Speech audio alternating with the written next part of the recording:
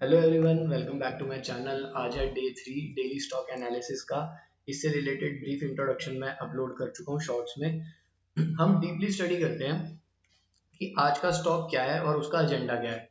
आज का स्टॉक है HDFC एसेट मैनेजमेंट कंपनी। इसे हम HDFC AMC भी बोलते हैं। तो सबसे पहले इसकी 5 इयर्स बैक मार्केट कैप देखें तो अराउंड 45,000 की थी और अब 90,000 CR की है। अब आपको दिख रहा होगा कि मार्केट कैप 5 इयर्स में ऑलमोस्ट डबल हो चुकी है। ठीक है। उसके अलावा अगर आप इसका ROC ही और ROE देखो तो वो काफी अट्रैक्टिव है।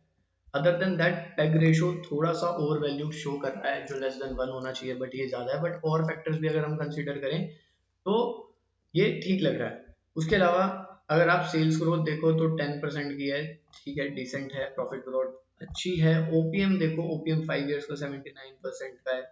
ठीक है, अभी भी ओपीएम इतना 79% है। ओपीएम काफी अच्छा है। उसके बाद रिटर्न ऑन एसेट्स बहुत परफेक्ट है, 30% के। तो ये चीज भी अच्छी है।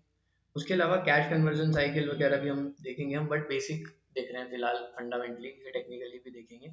Other than that P ratio देखो तो ईपीएस कॉन्टिन्यूसली इंप्रूव हो रहा है। हर बार आपने देखा होगा ईपीएस ग्रोइंग आ रहा है। बट यहाँ से पी करेक्ट हुआ था और करेक्ट होने के बाद वापस से दोबारा से ऊपर जाना स्टार्ट हो गया। इसका ऑल टाइम हाई पी 55 का था। और अगर अभी देखो तो ये अराउंड 36 के पी पे ट्रेड कर रहा है। तो इसमें स्कोप दिख रहा है।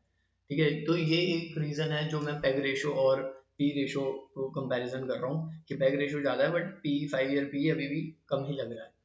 ठीक है, कंपनी डेट फ्री है और इसके क्वार्टर रिजल्ट्स अभी आए हैं, ऑलमोस्ट फ्लैट ही आए हैं, कोई ज़्यादा अच्छे रिजल्ट्स नहीं आए। थोड़ा सा मुझे लगा, मैं एक्सपेक्ट कर रहा था 641 CR का नेट प्रॉफिट था इसका लास्ट क्वार्टर में। इस बार भी अराउंड 639 CR का ही रहा है, तो ऑलमोस्ट सिमिलर ही रहा है, फ्लैट रिजल्ट्स हैं। बट मार्केट ने जब रिएक्ट करा तो मुझे लगता है कि ठीक रिएक्ट किया था। कल अराउंड 3 o'clock इसमें एक थोड़ी सी रैली आई थी।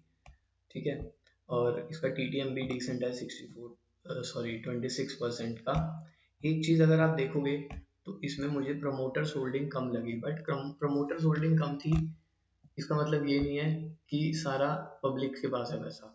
इसका DII और FII के पास अच्छा खासा स्टेक है। अगर आप इसमें देखो कि इन लोग FIIs के पास और ये DIIs म्यूचुअल फंड्स इसे होल्ड करते हैं। ICICI prudential Nifty, SBI mutual fund, SBI ने अच्छे खासे फंड्स में रखा हुआ है इसे। ठीक है, ICICI prudential blue chip fund में भी है और इस फंड का रिजल्ट बहुत अच्छा आ रहा है। तो इनके पास 1.37% का स्टेक है। ठीक है, ICICI ने थोड़ा सा बढ़ाया भी है, इंक्रीज भी किया है। तो ये चीज़ें थोड़ी सी डिसेंट लग रही हैं। उसके अलावा अगर हम इसमें ट्रेड्स देख लेते हैं, मैंने देखी नहीं है रिसेंटली, तो डेजिग्नेटेड पर्सन्स ने इसमें से अपना पैसा निकाला है। तो ये भी एक कंसर्निंग चीज हो सकती है कि क्यों उन्होंने यहाँ से एग्जिट किया।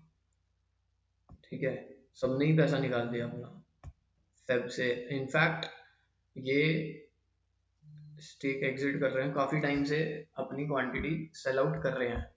तो ये एक चीज इसका लूप होल है, जो कि ऐसा नहीं होना चाहिए। अदर देन दैट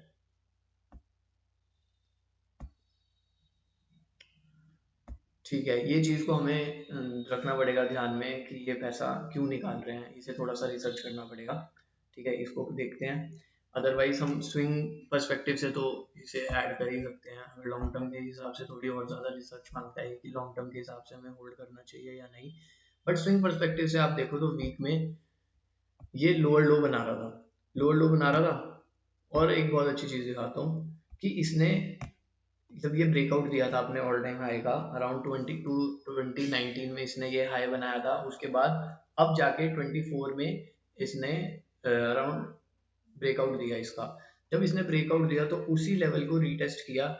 यहाँ पर हमारा 21 EMA भी था, उसे भी इसने सपोर्ट एक्ट किया और वहां से एक एनगल्फिंग कैंडल बना दी। जब ये ट्रम्प का टैरिफ इवेंट हुआ था, इसमें गैप डाउन ओपनिंग हुई, ओपनिंग क्लोजिंग मार्केट ने ट्रिगर किया। ये लिक्विडिटी एरिया था बहुत इंपॉर्टेंट। यहाँ पे लिक्विडिटी ग्रैब करने के बाद ये रॉकेट बन गया। अगर आप देखोगे तो अब अच्छा खासा मूव दे रहा है। अब ये रेजिस्टेंस है इसका, ये रेजिस्टेंस एरिया है, बट ये विकफिल भी कर सकता है। तो हम यही एक्सपेक्ट करेंगे। अगर वीक के टाइम फ्रेम में देखो तो लोअर लो बना रहा था।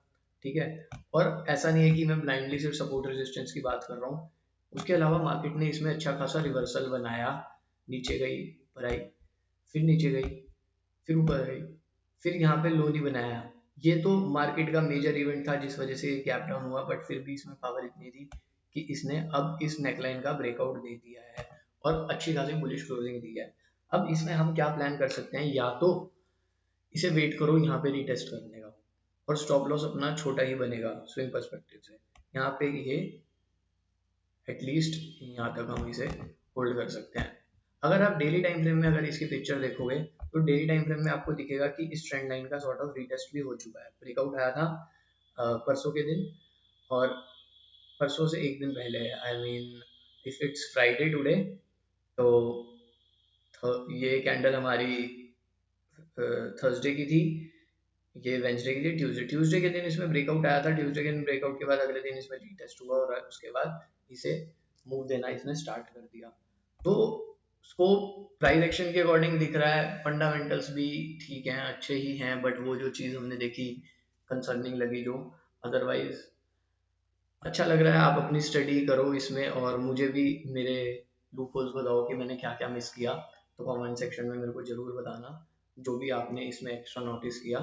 तो लेट्स सी कैसे रहता है। ऐसे ही मैं डेली एनालिसिस अपलोड करता रहूँगा, डेली एक नया स्टॉक लेके आऊँगा। तो don't forget to subscribe my channel and thank you for watching.